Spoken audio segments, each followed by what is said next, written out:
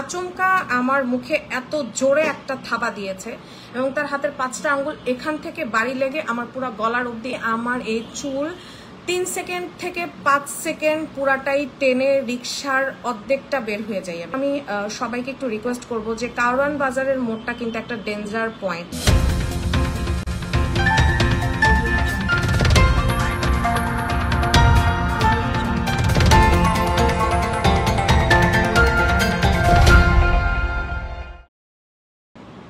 আসসালামু আলাইকুম সবাই, যে যেখানে আছেন আশা করি লাইভটা ক্লিয়ার দেখতে পাচ্ছেন এবং আমাকে শুনতে পাচ্ছেন কিনা একটু আমাকে কাইন্ডলি জানাবেন। সচরাচর আমি আমার ফেসবুক থেকে কখনোই লাইভে আসি না, এই প্রথমই এসেছি এবং আমার কাছে মনে হলো বিষয়টা আসলে একটু জানানো উচিত সবার উদ্দেশ্যে, তার জন্যই এসেছি। আমি একটু জানতে চাচ্ছি আপনারা সবাই আমাকে ক্লিয়ার শুনতে পাচ্ছেন কিনা, কেউ একটু কমেন্ট করে জানাবেন এবং ক্যাপশনটি পড়লে অবশ্যই বুঝতে পারবেন আমি কি বিষয় নিয়ে আজকে লাইভ করতে এসেছি। আসলে পরিস্থিতিটা যেরকম তাতে আমার মনে হলো মানুষকে একটু সাবধান করার প্রয়োজন, তার জন্যই আসা। একটু আমাকে জাস্ট জানাবেন যে আমার কথাটা ক্লিয়ার শুনতে পাচ্ছেন কিনা। আচ্ছা, তো আজকে আমার অফিস হচ্ছে কারওয়ান বাজার। তো কারওয়ান বাজার আমার সন্ধ্যায় 6টা এবং 7টা নিউজ ছিল আমার অফিসে। তো কারওয়ান বাজারের মোড়টা সম্পর্কে মোটামুটি সবাই খুব অবগত, সবাই খুব ভালোভাবেই জানি ওই জায়গাটা কতটা ভয়ানক। তো আজকে একদম সামনাসামনি এবং আমার কাছে মনে হচ্ছিল যে মেয়েদের জন্য সেটা খুবই ভয়াবহ। আমি পুরোটুকুই আপনাদেরকে ক্লিয়ার বলবো, বিশেষ করে যারা মেয়েরা আছেন তারা একটু ভালো করে শুনবেন কথাটা। আপু, আমি আসলে এখন এই পরিস্থিতিতে ভালো নেই, তানজিনা দিশা। আচ্ছা, যেটি বলছিলাম যে কারওয়ান বাজারের যে অভিজ্ঞতা সেটি আমি একটু শেয়ার করতে চাই। কম বেশি এটা নিয়ে অনেক কথাই হয়েছে, অনেকেই জানে, কিন্তু কতটুকু প্রতিবেদন শেয়ার হয়েছে এটা আমার জানা নেই। আমার আজকে 6টা এবং সন্ধ্যা 7টার নিউজ ছিল। তো সন্ধ্যা 6টা 7টার নিউজ আমার 8টা নাগাদ শেষ হয় এবং 8টার পর দেখা যায় যে মেকআপ এবং আমাদের যে হেয়ার এগুলা সবকিছু আমরা ফ্রেশ হয়ে বের হতে হতে আমার মোটামুটি 8:30 বেজে যায়। 8:30 বেজে যাওয়ার কারণে যেটা হয়েছে যে আমি 8:30টার দিকে ওখানে রিক্সায় উঠি। থ্যাংক ইউ শামিম আল মামুন ভাইয়া। আমি রিক্সায় উঠি এবং নর্মালি আমরা নিউজে খুবই ছোট চেইন বা কিছু একটা পরে থাকি, তো সেটা আমি আজকে পরেছিলাম এবং আমি খুলতে ভুলে গিয়েছি এবং আমি রিক্সায় একদম কারওয়ান বাজারের যে মোড়টা সেখানে আটকিয়েছিলাম বেশ 20 থেকে 30 মিনিট।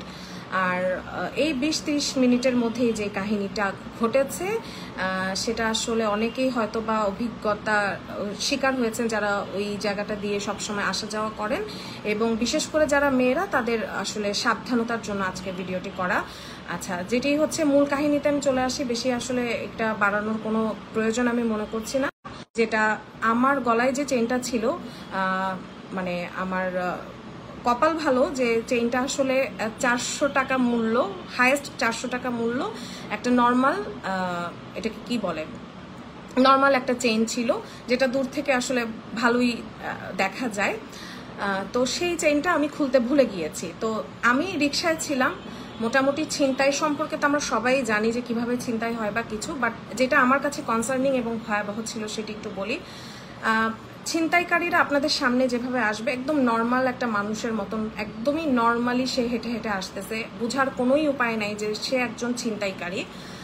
সে একদম আমার রিক্সার কাছাকাছি এসে জাস্ট আমার মুখে একটা, আমার এই জায়গাটা ফুলতেছে, হ্যাঁ এই জায়গাটা ফুলে যাচ্ছে, মানে আচমকা আমার মুখে এত জোরে একটা থাবা দিয়েছে এবং তার হাতের 5টা আঙ্গুল এখান থেকে বাড়ি লেগে আমার পুরো গলার অবধি এই পর্যন্ত একটা জাস্ট খামচি, দেখেন আপনারা দেখতে পাবেন খামচির দাগটা।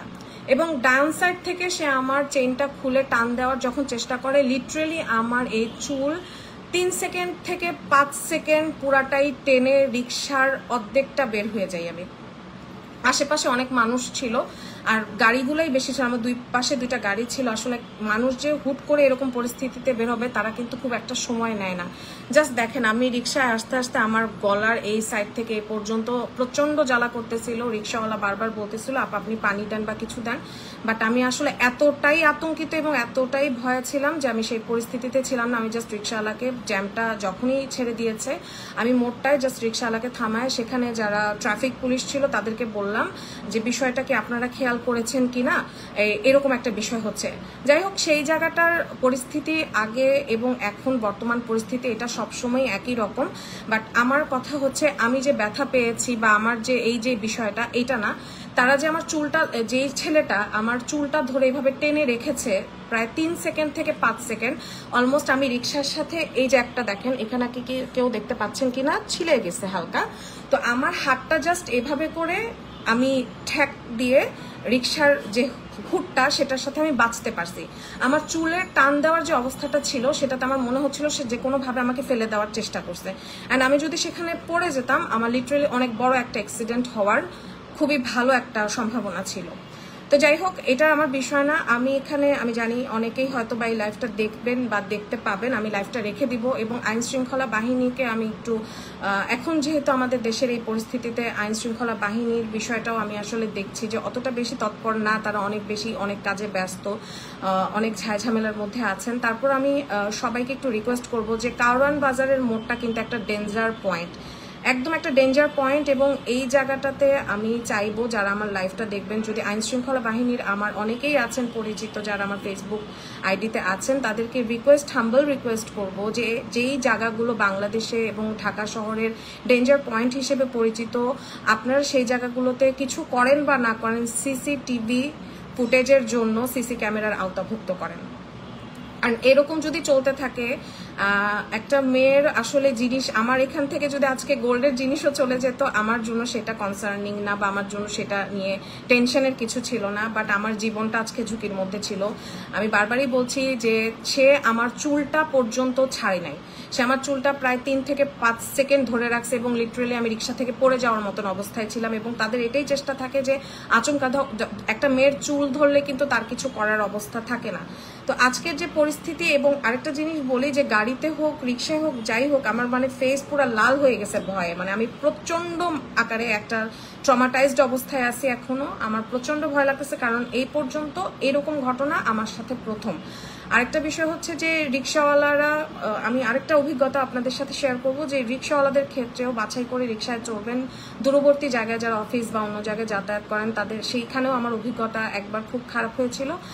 একদম লিটারেলি তারা যেটা করে যে হুমকি ধামকি দিয়ে মাঝপথে নামিয়ে দিয়ে দেখা যায় যে একটা মানে অঘটন, মানে তারা একটা বানোয়াট কথাবার্তার দ্বারা হ্যারাসমেন্টের চেষ্টা করে, বিশেষ করে মেয়ে যাত্রী যদি থাকে। তো এই বিষয়গুলো আসলে এভাবে সহজে তো আসলে এই জিনিসগুলো চলমান অনেকদিন ধরে, এটার প্রতিকার আমি জানি না কত তাড়াতাড়ি আমরা পাবো বা এর সুরাহাটা কি হবে, কিন্তু